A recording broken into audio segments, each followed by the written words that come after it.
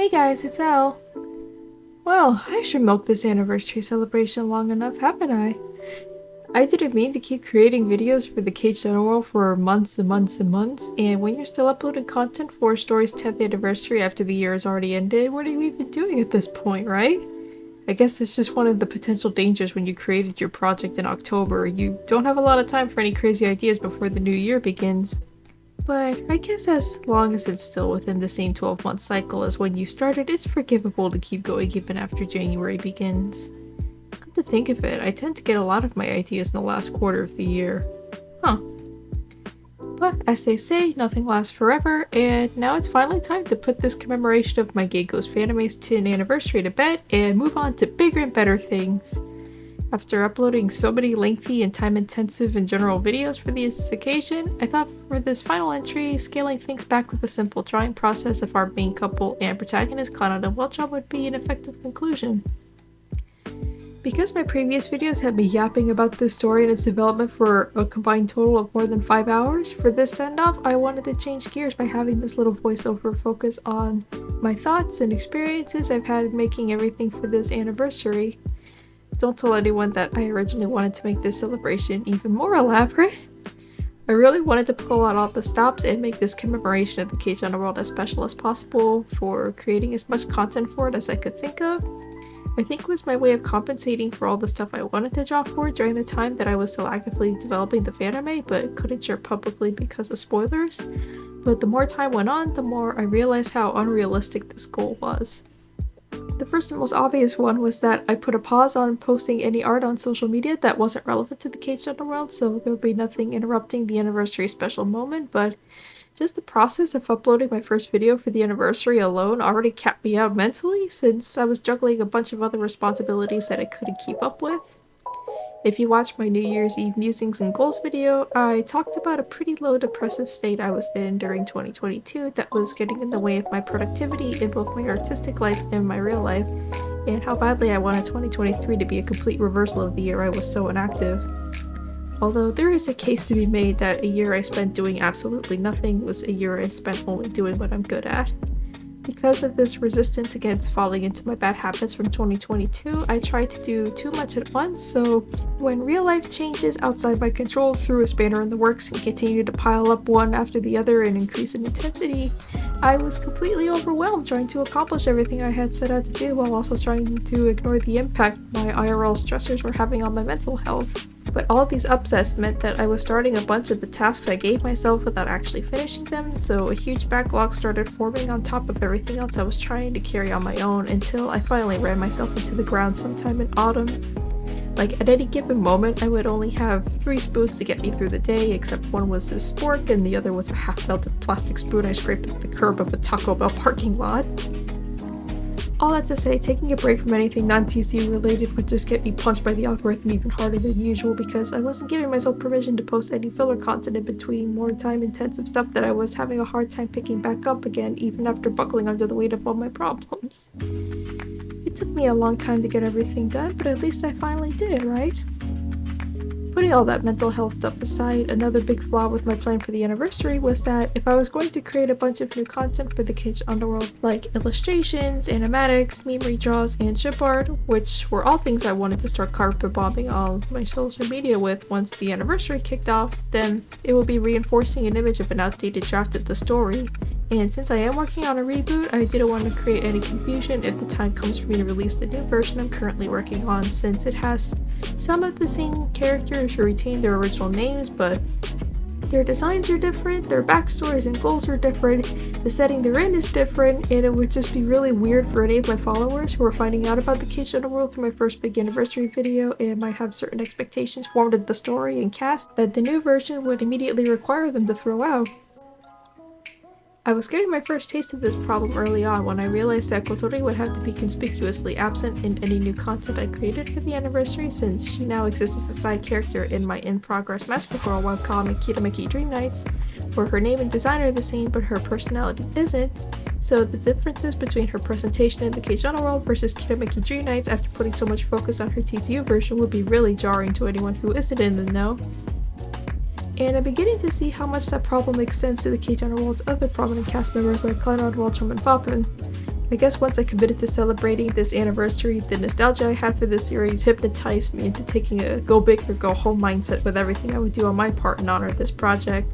And since I already said in the script of my very first video that I would be drawing and uploading a lot more content to keep the party going, I didn't want to just not follow through after I'd already created accountability to deliver on this promise whether I'd realized it or not. And after a lot of thought, I decided to just scale back my plans drastically. Everything I would make for the Caged Underworld special event would be limited to videos. These videos would focus on sharing the story's history rather than entirely new content that would be putting the characters in entirely new and different situations, and there would only be 10 of them in total. 5 voiceovers, including the one you're watching right now, and my 5 countdown speed paints I did leading up to the day of the anniversary, which I thought was perfect since the 10th anniversary fell on the 10th day of the 10th month of the year. That being said, maybe every October 10th I can have a TCU day where I post a silly doodle or animation meme to remember this project because it was such a huge part of my life. It'll be a good way to bring back some videos I was working on for the occasion that needed to be cut down due to time, because making 5 videos from scratch in less than 4 days is literally impossible, and I didn't want this commemoration to be a miserable time for me. I wasn't going to qualify my countdown speed paints at first, but the process of uploading them did open my eyes to the way I've been using my channel up to that point. Which brings me to the next topic I want to talk about in this video, and that's the vision I have for my future creative endeavors. Before I started uploading the countdown speed paints leading up to the anniversary, my channel had 438 subscribers and had been sitting pretty comfortably in that range for a couple months by then. But from the moment I uploaded Katori's video on October 5th, boom! Where'd all these new people come from? In those 5 days, I gained 10 subscribers, and even in the gap of radio silence between when I uploaded my main video for the big day and when I posted my fancomic video on Leap Day, I was able to reach 479 subscribers.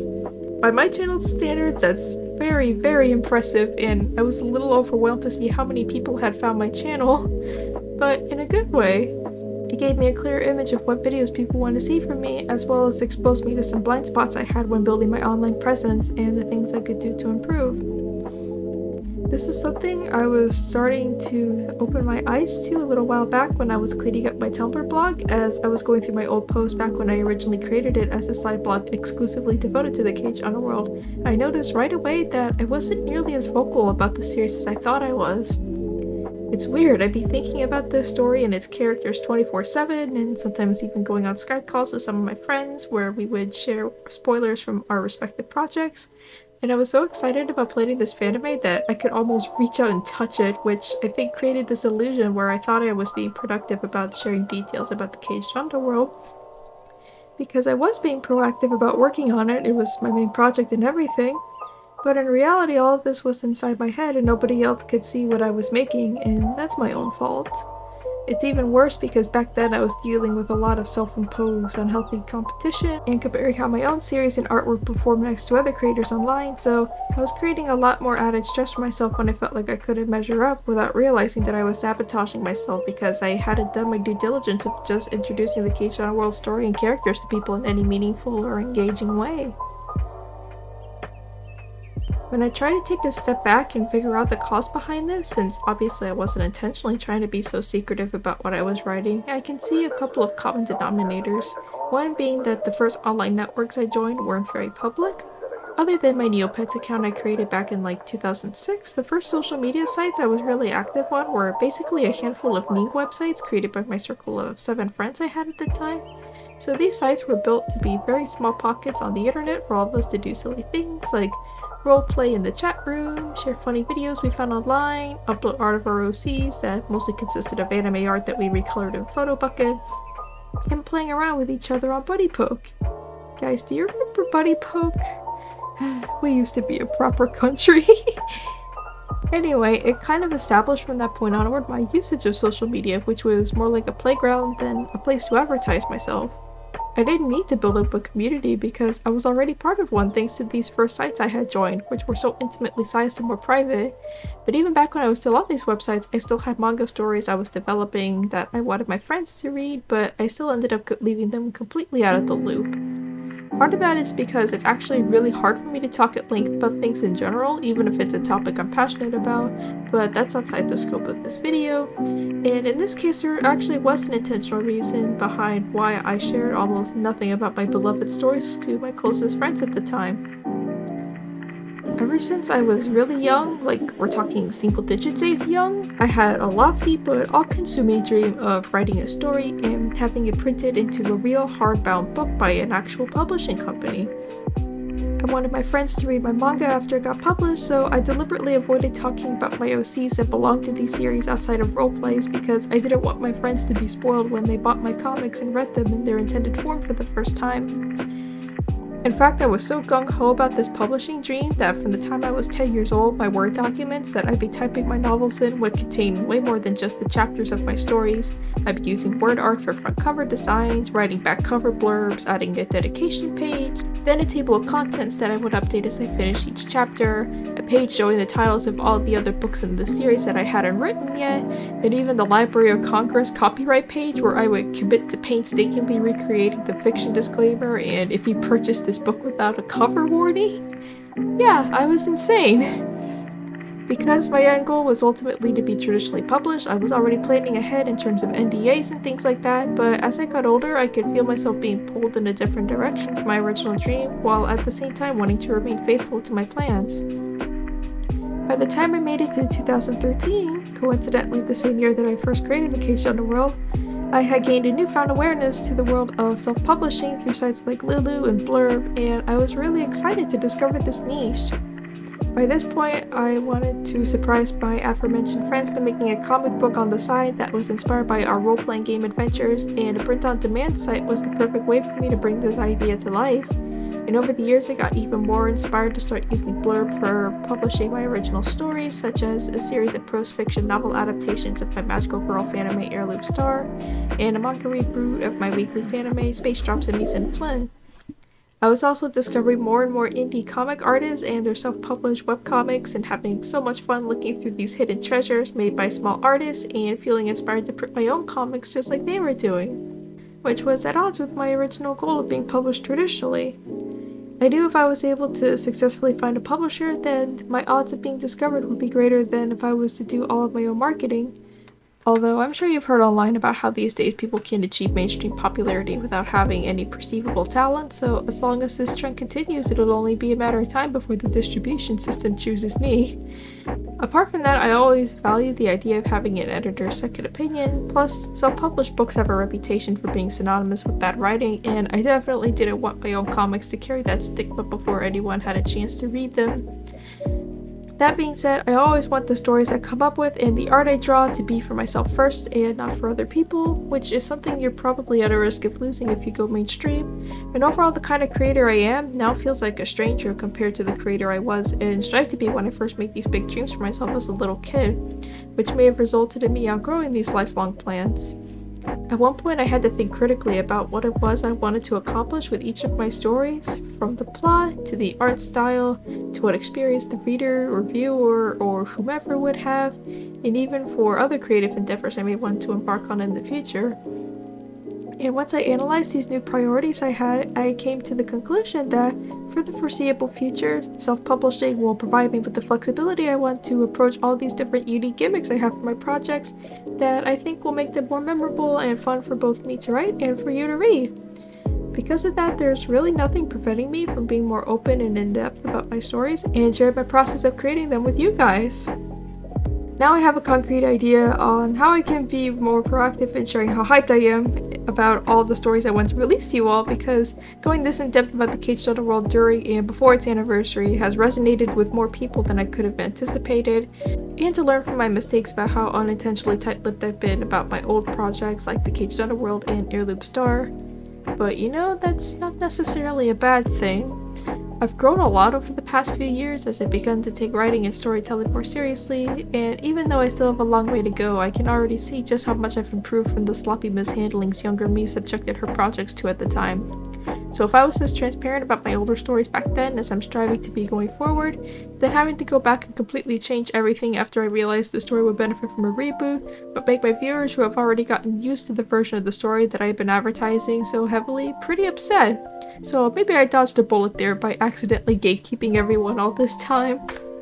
Before TCU's anniversary, the most I'd ever done to show off my characters and describe the plot of one of my stories was my series of videos and my drawn talk I made for my sci-fi magical girl manga The Orchard House between 2018 and 2019. Remember those videos? Yeah, don't go back and watch them now, The Orchard House is totally obsolete, but that's a video for another day. I have 2 done-at-once short stories that I want to be my entry points into establishing my public identity as an original comic artist, which are I'm the Sidekick and The Little Mermaid Memories of Moo, respectively, and those are the closest to a final draft of all my current story projects. So now that this retrospective for the Cage of Underworld has been completed, I want to turn my attention to getting those stories ready for public release, writing character pages for the cast, posting my progress of making art and panels, and eventually uploading episodes of the webcomic updates online, which will eventually culminate to the special day when I release physical copies of the completed manga. I hope you'll come along on this journey with me. So to summarize, we have finally reached the end of the Cage of Underworld's 10th birthday, and now that we're done celebrating this old story, I'm ready to begin talking a lot more about my new stories going forward, because I'm super excited about them, and I want to share those feelings with you all because I think you'll be excited for them too. I hope you're all looking forward to this upcoming era of my channel, and I'll do my best to make my writing the best it can be for your ultimate reading and viewing experience. As always, thank you so much for watching, and I hope to see you again in my future videos because I have a lot of fun content I want to make. Until next time, bye!